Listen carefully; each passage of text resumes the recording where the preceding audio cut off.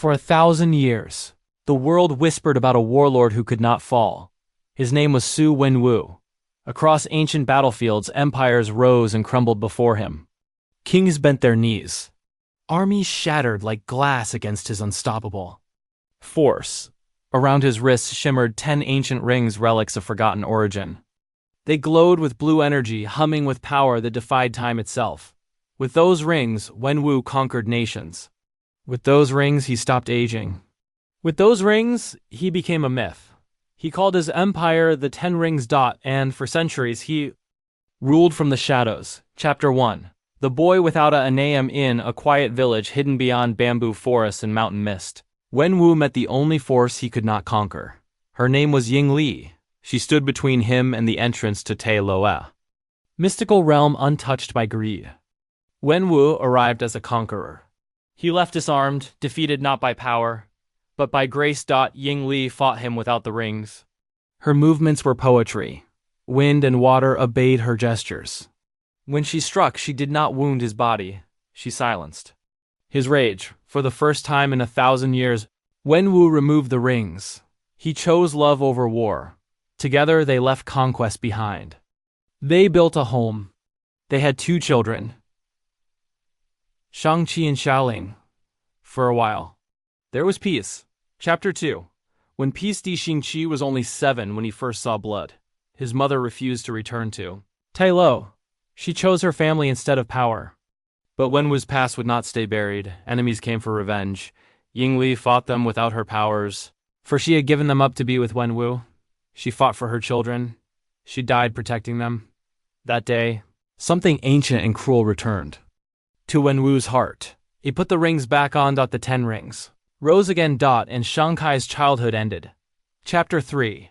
The making of a WAPON. From the age of 7, Shang-Chi was trained. No friends, no toys, no laughter, only discipline. He was taught languages, combat styles from every continent, strategy, infiltration, assassination. His father did not see a son. He saw a successor. You are the legacy of the 10 rings, Wenwu would say. You must be stronger than me? But Shang-Chi remembered his mother's kindness. At 14, Wenwu gave him his first mission. Find the man responsible for his mother's death. End him. Shang-Chi obeyed. And when he returned, his hands were stained red. Wenwu did not hug him. He nodded. You are ready. But Shang-Chi was not ready to become a monster. That night, he ran. Chapter 4. A new name in America. Shang-Chi buried his past. He called himself Sean. He parked cars in San Francisco, laughed with friends, ate cheap noodles, lived quietly. For the first time in his life, he was free. His best friend, Katie, never knew the truth. To her, he was just Sean, awkward, charming, occasionally too good at fighting arcade machines, but the 10 rings never forget. One night on a city bus, men surrounded him. They wanted a pendant his mother had given him, a jade necklace carved with a dragon. Sean tried to run, but when they threatened Katie, something inside him snapped. In seconds, the bus became a battlefield. His movements were flawless. Years of training returned like instinct. He disarmed attackers with elegance and precision. Passengers stared in shock. Katie stared hardest of all. Who are you? She whispered. He knew. The past had found him. Chapter 5. The sister and HWS their attackers had also targeted. Someone else. Xiling.shang. She hadn't seen his sister in 10 years. He had left her behind, but she had not waited to be rescued. Abandoned by their father, Xiaoling built her own empire, an underground fight club in Macau. Fighters from around the world came to test themselves in her arena. She had trained herself. In secret for years, she was no shadow. When Shang-Chi found her, she did not embrace him. You ran, she said coldly. He had no excuse.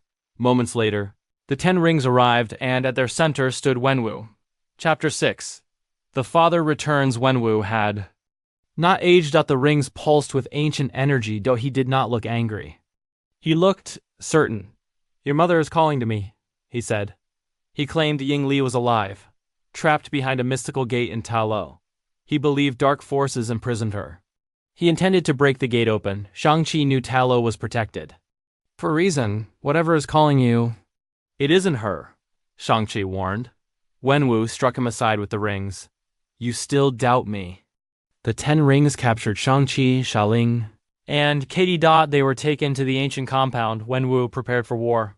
Chapter 7. The Truth of Tai Lo with help from an unlikely ally. Shang-Chi escaped. He journeyed to Tai Lo, the hidden realm of his mother's origin. There, he learned the truth. The gate Wenwu planned to destroy held back the Dweller in Darkness, an ancient soul-eating creature that whispered lies into weak hearts. It had taken Ying Li's voice. It had twisted Wenwu's grief. If the gate fell, the world would drown in darkness. Shang-Chi trained with his aunt, learning the flowing style of Tai Lo, the balance of water and wind. It was not about aggression. It was about harmony. For the first time, he understood his mother's strength. Chapter 8. War at the Gate. Wenwu arrived with the 10 Rings army. Tai Lo's warriors stood ready, armed with dragon-scale weapons. The battle erupted beneath crimson lantern skies. Mystical beasts roared. Arrows sliced through air. Rings blasted like comets. Shang-Chi faced his father atop a shifting bamboo scaffold near the gate.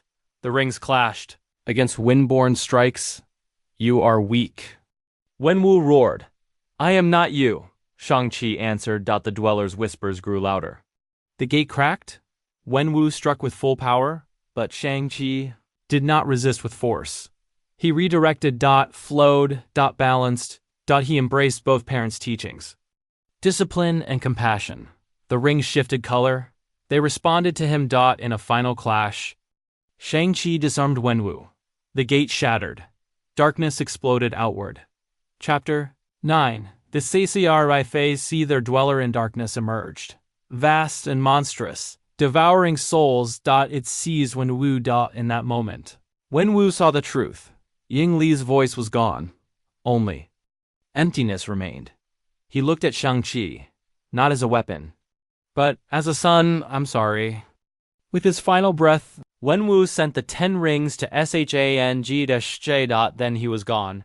The Dweller roared. Shang-Chi rose. 10 rings blazing. Chapter 10. The dragon arises from the waters of Tai Lo. The great protector, a dragon of light, surged upward. Shang-Chi leapt onto its back. With dragon and rings united, he struck the Dweller. Energy and wind collided in the sky. Soul against spirit. In one final surge, Shang-Chi unleashed the rings in perfect harmony. The darkness shattered. The Dweller fell. Silence returned. Epilogue. A new Elegia and Lo was safe. Xialing chose to rebuild the 10 rings. But differently, Shang-Chi returned to San Francisco. To noodles. To laughter. To Katie. But he was no longer hiding. The 10 rings glowed with unknown energy.